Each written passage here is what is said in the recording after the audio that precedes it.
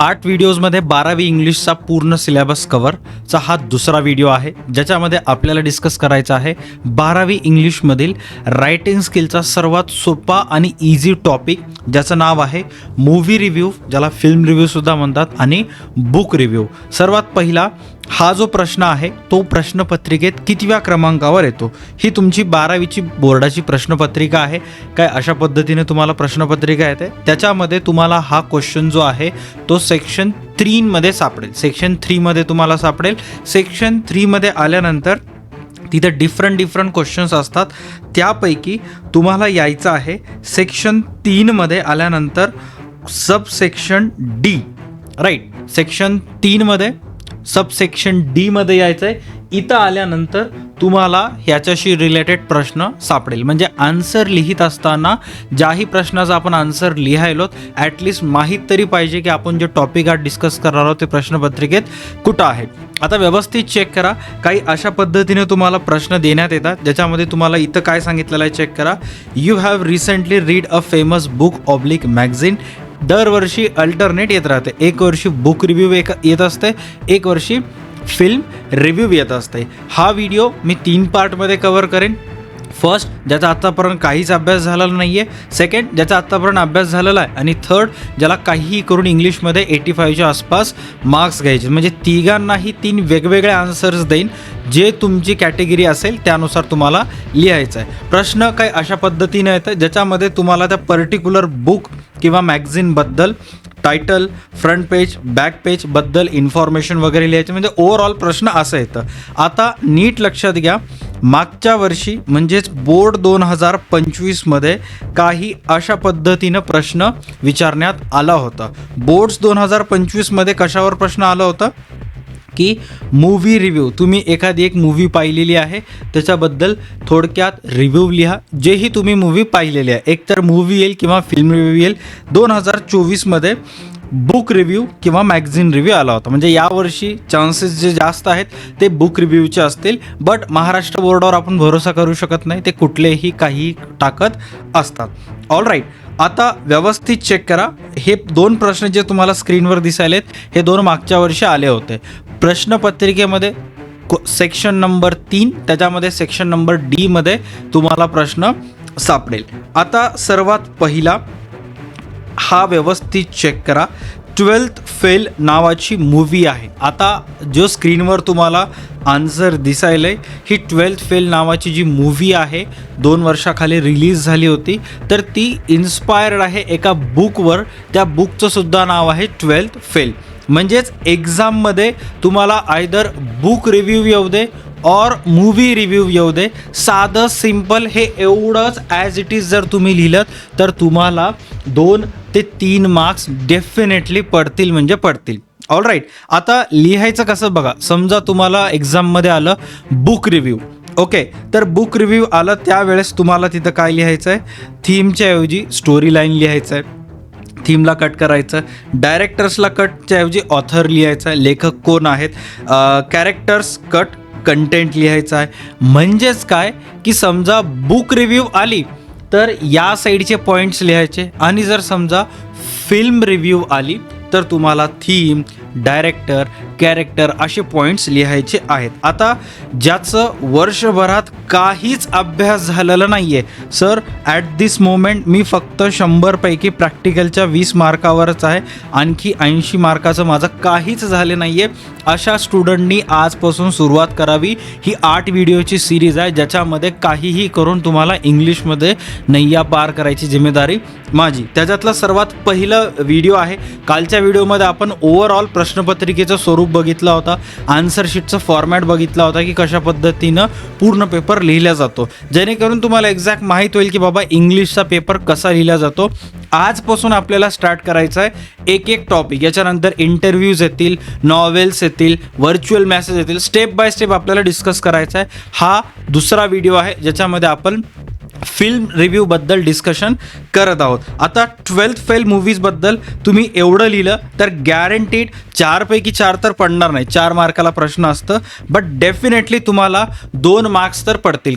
कसं 2 मार्क्स पडतील बघा. ॲटलिस्ट प्रत्येक पॉईंटला त्यानं हाफ जरी मार्क दिलं आणि बाई एवढं जर लिहायला, हे इथं जे डाटा दिसायला आहे हे टाईप केलेला डाटा आहे, त्याच्यामुळे कुठं ना कुठं कमी दिसत असेल, बट ॲक्च्युअलमध्ये तुम्ही हे जेव्हा तुमच्या वहीवर लिहित असताना हे 3 ते 4 ओळी कन्झ्युम करतात आणि त्यामुळं तुम्हाला मिनिमम तो इथं अर्धा मार्क देईल. 2 मार्क एकदम मी कमीत कमी सांगायलो, बट 4 पैकी 2 ते 3 मार्क्स तुम्हाला एवढ्याला पडतील. सर हे तर झालं त्या मुलांसाठी की ज्यांनी वर्षभर अभ्यास केले नाही आहेत, आत्ता त्यांचा पुस्तक वगैरे ओपन करून बघायला आहेत. बट सर मी तर वर्षभर झाला अभ्यास करायलो, मी सुद्धा एवढंच लिहू का? नाही, तुला थोडंसं लिहायला जास्त आहे, राईट. ज्यांचं ऑलरेडी अभ्यास झालेला आहे, ज्यांचं इंग्लिशवर पाठांतर मजबूत आहे, पाठ केलेलं लक्षात बसते, त्यांनी काय करायचं आहे, ॲज इट इज जे स्क्रीनवर तुम्हाला दिसत आहे हा एवढा डाटा त्याच्यामध्ये लिहायचा आहे. वापस सांगायलो मी, 12th फेल ही जे मूवी आहे ते इन्स्पायर्ड आहे एका बुकवर आधारित. All right. सो आयदर तुम्ही फिल्म रिव्ह्यू आलं तरी सेम लिहू शकता, बुक रिव्ह्यू आला तरीसुद्धा सेम लिहू शकता. समजा फिल्म रिव्ह्यूवर पॉईंट लिहायला तर तुम्हाला इथं स्टोरी लाईनच्या ऐवजी काय लिहायचं आहे, थीम लिहायचं आहे. All right. ऑथरच्या ऐवजी तुम्हाला काय लिहायचं आहे, इथं डायरेक्टर्स लिहायचे आहेत. बेसिक गोष्टी आहेत, तुम्ही तिथं मॅनेज करू शकाल. ओके. आता सर सगळ्यांनाच तुम्ही 12th फेल द्यायला म्हणजे सगळ्यांचं आन्सर एकसारखं होईल सर, ते मग तेवढी मजा राहणार नाही. या अपार्ट फ्रॉम 12th मूवी आणखी असे काही फिल्म रिव्ह्यूज किंवा मूवी रिव्ह्यूज आहेत का जेणेकरून एक्झामला आलं तर मी लिहू शकू, किंवा असे कोणते बॉलिवूड्समध्ये मूवी झालेले आहेत जे एका बुकवर इन्स्पायर्ड आहेत? Yes, definitely. सर्वात पहिलं आहे द गाईड मूवी. ही सुद्धा एका बुकवर आधारित आहे, ह्याचंसुद्धा तुम्ही लिहू शकता. हेच एक गाईड मूवीशी रिलेटेड इथे दिसायलं आहे. हे तुम्हाला PDF प्रॉपर टेलिग्राम ग्रुपमध्ये मी अपलोड करेन किंवा 100 रुपीच्या नोट्स एक्सपर्ट कोर्समध्ये अपलोड करेन. तिथून तुम्ही हा PDF प्रॉपर घेऊ शकता. ओके. गाईड मूवीनंतर त्याच्यानंतर नेक्स्ट आहे परिणीता. कुठलंही एक पाठ करा, गाईडचं पाठ करा, परिणीताचं पाठ करा, कुठलंही एक, बट प्रॉपर. आणि ह्याला आजच्या आज नाही, आत्ता लगेच पाठ करायचं आहे. पेपर अवघ्या 8 ते 10 दिवसावर आहे. उद्या पाठ करतो नंतर लिहून घेतो असं नाही.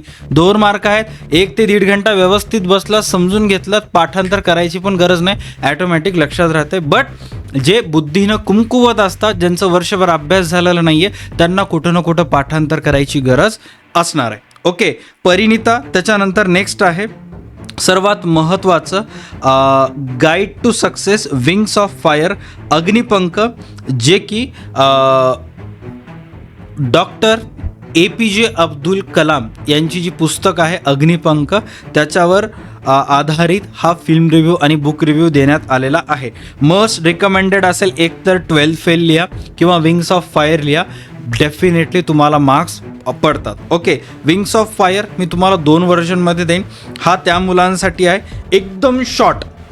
All right. आता सपोज एखादा एक मुलगा आहे, त्यानं पूर्ण नापास व्हायच्या कॅटेगरीमध्ये आहे, प्रॅक्टिकलचे 20 मार्क पडले आणि मी जे सांगितलं असं थोडं लिहायला आहे आणि त्याला पास होण्यासाठी 1 मार्क कमी पडत आहे, तर टीचर्स थोडं दयामाया दाखवतात आणि या 2च्या ऐवजी 3 मार्क देऊन ह्याला पास करतात. ओके. असं तुम्ही दिमागामधून काढूनच टाका की एवढीशाला मार्क्स पडणार नाहीत. ॲटलिस्ट तुम्ही प्रयत्न तरी करा, 4 गोष्टी एक्स्ट्रा तिथे लिहिता येतील, बट मिनिमम एवढं तरी तुम्हाला व्यवस्थित त्याच्यामध्ये लिहून टाकायचं आहे. कुठलंही एक लिहा, परिणीताचं लिहा, गाईडचं लिहा, 12th फेलचं लिहा, बट एक व्यवस्थित परफेक्ट करून टाकायचं. 4 पैकी 3 मार्क तुमचे इथं फिक्स होत असतात. ओके. आता ज्यांचा अभ्यास थोडं कमी झालेला आहे त्यांनी हे व्यवस्थित पाठ करायचं.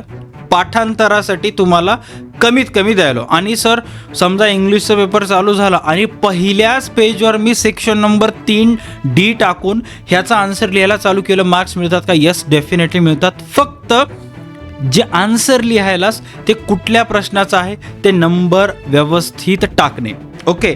आणि ज्यांना थोडंसं जास्त पाठांतर होते त्यांना सेम विंग्स ऑफ फायरवर, बट थोडंसं एक्स्ट्रा एक्सटेंडेड लाईन्समध्ये इथं मी ॲड केलेलं आहे, जेणेकरून तुम्हाला पाठांतर करायला सोपं जाईल. ज्याच्यामध्ये theme, story line, director, author, character and content, on points, value आणि ओपिनियन्स. राईट, हे अशा पद्धतीने सर्व तुम्हाला त्याच्यामध्ये लिहायचं आहे. आता सर्वात इम्पॉर्टंट, अनेक वेळेला काय होत असते की सर पाठांतर केलेलं लक्षात राहत नाही, राईट, किंवा एखादा एक पॉईंट येतच नाही आहे. मग अशा वेळेस काय करायचं, मी तुम्हाला 15 युनिव्हर्सल कॉमन लाईन्स लिहून देत आहे, जेणेकरून तुम्ही फिल्म रिव्ह्यू लिहा, मूवी रिव्ह्यू लिहा, त्या व्हिडिओमध्ये त्या आन्सरमध्ये ते 15च्या 15 लाईन्स कुठेही खुपसून टाका, तुम्हाला मार्क्स मिळतात. राईट सर, ते कॉमन आणि युनिव्हर्सल लाईन्स कोणती आहेत?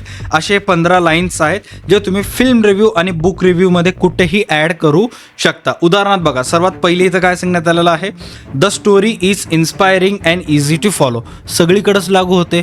प्रत्येक बुकची एक स्टोरी असते, प्रत्येक मूवीची एक स्टोरी असते जे की इन्स्पायर करत असते. एकतर पॉझिटिव्ह वेने इन्स्पायर करते किंवा निगेटिव्ह वेने इन्स्पायर करते, बट इन्स्पायर तर करणार आहे, लाईन तर लागवायली, काम 25 डन, आपल्याला टेन्शन घ्यायची गरज नाही. त्याच्यानंतर the main characters is hardworking and dedicated. कुठल्याही मूवीज बघा, कुठलेही कॅरेक्टर राहू दे, हार्डवर्क करणारा असते, संघर्ष करणारा असते.